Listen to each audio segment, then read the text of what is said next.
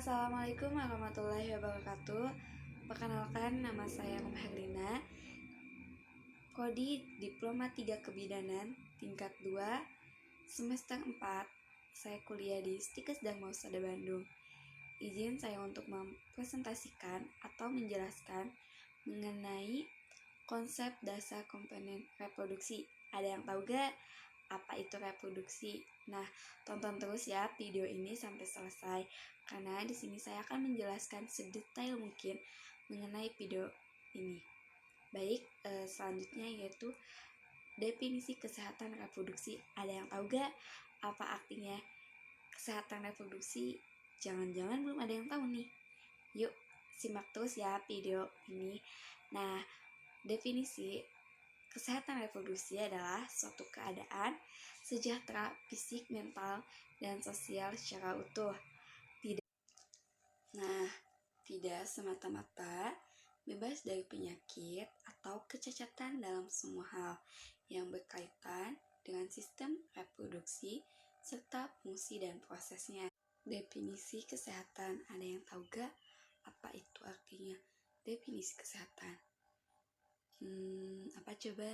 Ada yang tahu gak?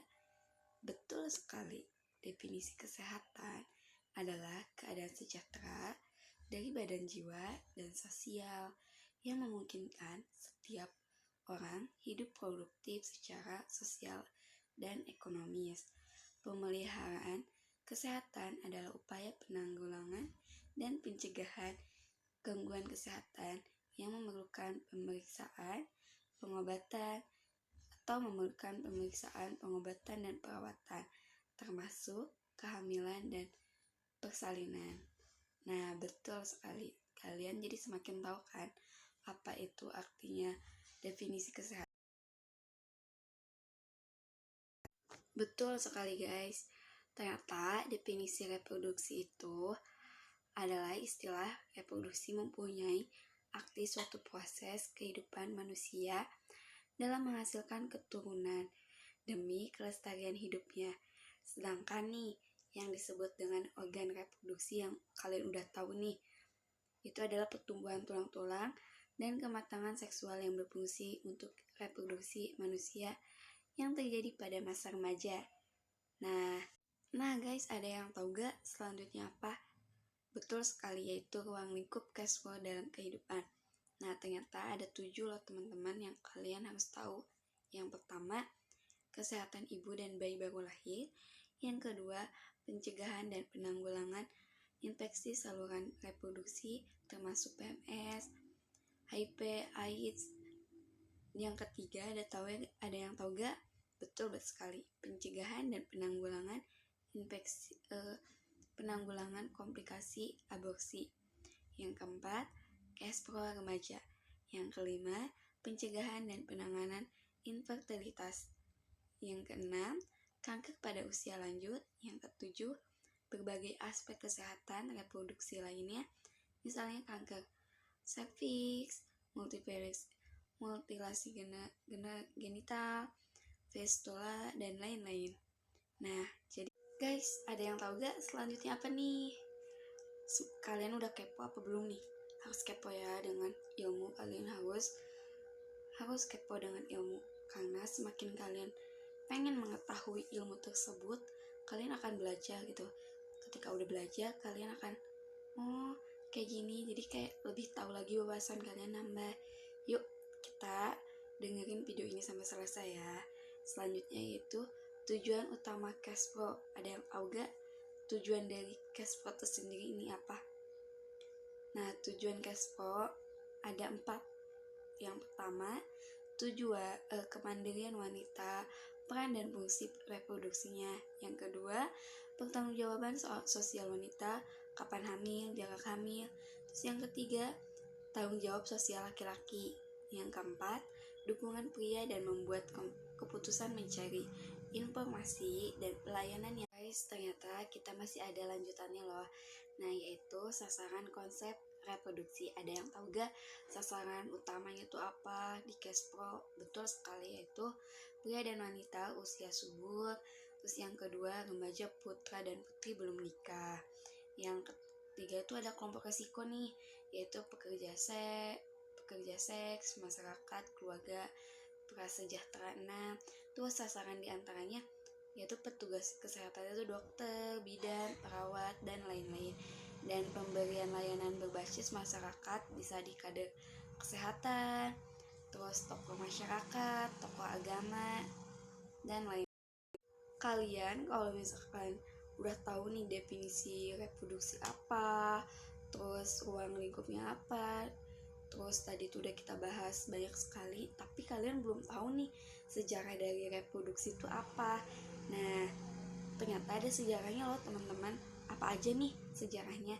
Yaitu sejarah pengembangan kesehatan reproduksi sudah mulai dirintis sejak terjadinya peningkatan penduduk, penambahan penduduk yang semakin cepat yang di banyak negara mulai menimbulkan keprihatinan.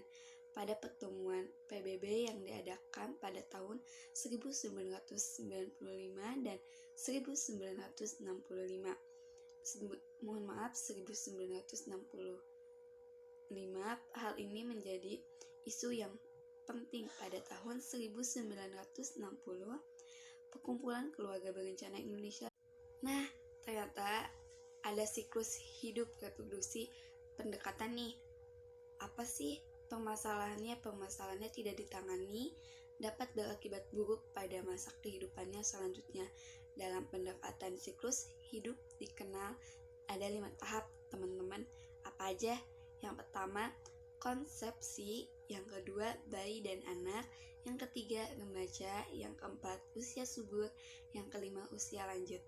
Nah, ternyata bukan hanya siklusnya teman-teman, tetapi ada loh kebijakan pemerintah tentang cash pro. Ada yang tahu gak? Harus tahu ya, karena ini tuh udah ada kebijakannya dari pemerintah. Apa aja sih kebijakannya? Yaitu Peraturan Pemerintah Nomor 61 Tahun 2014 tentang Kesehatan Reproduksi, Pedoman Perencanaan, Pembentukan, dan Pengembangan. Kebijakan pelayanan kesehatan reproduksi remaja masih kurang optimal.